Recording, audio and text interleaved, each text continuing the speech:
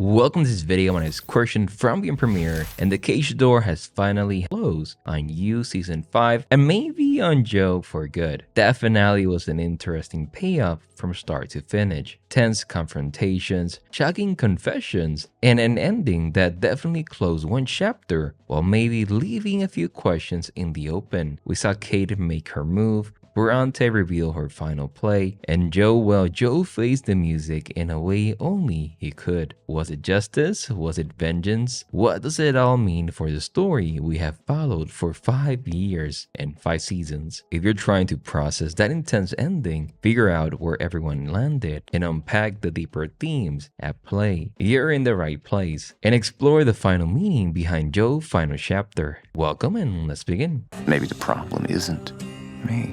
It's you. Okay, so think about it. So there's 3 persons that make all the finale possible. Bronte, the infiltrator manipulator in a way. She was the one who got inside his head, playing his own game back at him. She understood his need for validation, his romantic delusions, and used that knowledge to gain his trust and ultimately force confessions. He represents the intellectual and psychological defeat of Joe, someone who finally saw through his performance and manipulated him. Her turning him in was the final act of flipping the script. Kate represented the life Joe desperately wanted to maintain, the power structure he infiltrated and benefited from. Initially complicit, her turning point was crucial. She used her resources, freeing Nadia, hiring the PI, also securing the evidence, and her intimate knowledge of Joe's secrets, Bob, Riz, to build the inescapable case against him. She embodies the system finally turning on him, the consequences of his action within the world he tried to conquer. Marianne, the survival moral anchor.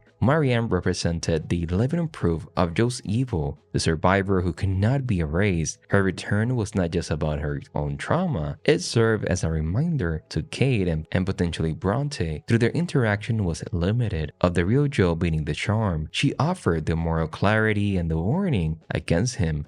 Like, don't believe it when he tells you he will take care of you. She is the past Joe could not bury, and the conscious Kate needed to finally act decisively. She fooled Joe. Together they form a multi-plan attack Joe could not defend against. Bronte dismantled him psychologically. Kate used systemic power and inside knowledge. And again, Marianne provided the moral support. It was not just one woman figuring him out. It was the combined weight of his different type of victims, the manipulated lover, the complicit partner, and the survivor, finally converging to ensure his end. Their unity, whether planned or circumstantial in the final moments, symbolized the inevitable collapse brought about by the sheer number of lives he destroyed. Okay, but let's talk about where everyone else landed after Joe's conviction. Because the way I see it, the finale was not just about locking Joe up, it was about exploring the different paths survivors take after escaping such a destructive force. Think about Kate. She made this massive move, turning Lockwood Corp into a non-profit and returning to art. It's a rejection of her father's toxic legacy, and in a way her own complicity. She's trying to find peace, to build something good out of the wreckage Joe and her family system created. It's not a simple happy ending, but it's her taking control and trying to heal by doing good,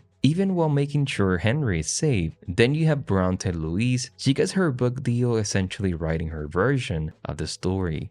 She played a dangerous game, got deeply entangled, but ultimately survived and seems ready to define the narrative. Her ending raised questions like, was it all about justice for Beck, or was it also about her own ambition, her own need to be the hero of a story? Her path shows survival can involve reclaiming your voice. So maybe Nadia and Marianne is a more direct form of resilience. Nadia's back teaching and writing, channeling her trauma and into helping others. They show that it's possible to move forward. But the story is all about Joe, and all this different path stand in contrast to what he did. He's locked away but psychologically unchanged, is still blaming the world. The finale seems to say that while the survivors find different, complex ways to heal and redefine themselves, the core pathology of the predator remains fixed. His physical imprisonment is the consequence, but the internal monster, that was not fixed. So what happened? Well, essentially Joe got overwhelmed. He tried to run his usual playbook within a much more complex system. Corporate power finally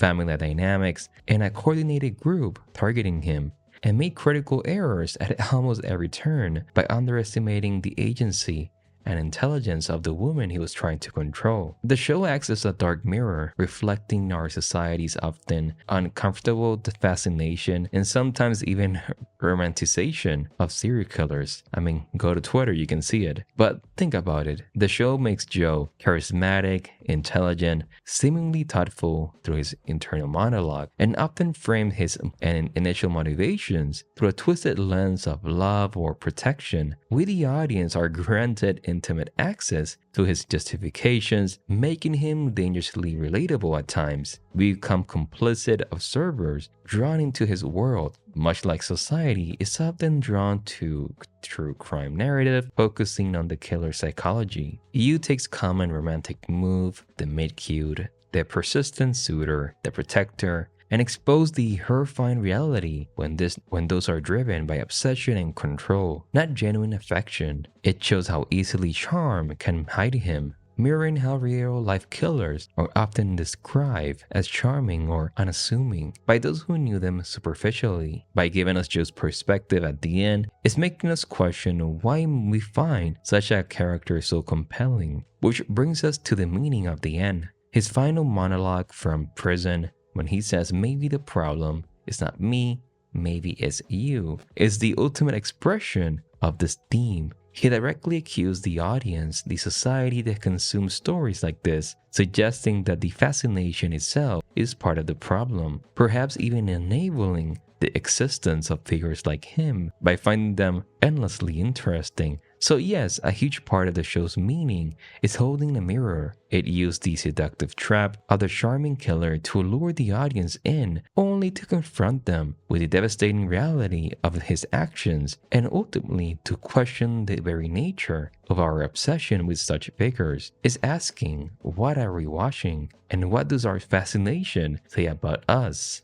I mean, think about it. Despite everything, the capture, the trial, the conviction, the life sentence, Joe remains fundamentally unchanged. So he lacks a remorse and responsibility. This is the most glaring aspect. His final monologue is not just one of regret or self-awareness, it's pure deflection. He internalized blame completely. Aren't we all just products of our environment? Hurt people hurt people. I never stood a chance. He refused to take ownership of his choice and actions, the murders, the manipulation. In his mind, he did good, but he didn't. He genuinely seems to perceive his imprisonment as unfair. He feels wrong, misunderstood. The idea that he deserved this punishment doesn't seem to register. He even sees the public fascination, the fan mail, as further proof that society is a problem, not him. He doesn't connect it morally to his actions. Being alone is a state inflicted upon him, not the direct, inevitable consequence of all that he did. So at the end, Joe's psychology is consistent with his character throughout the series. His trap,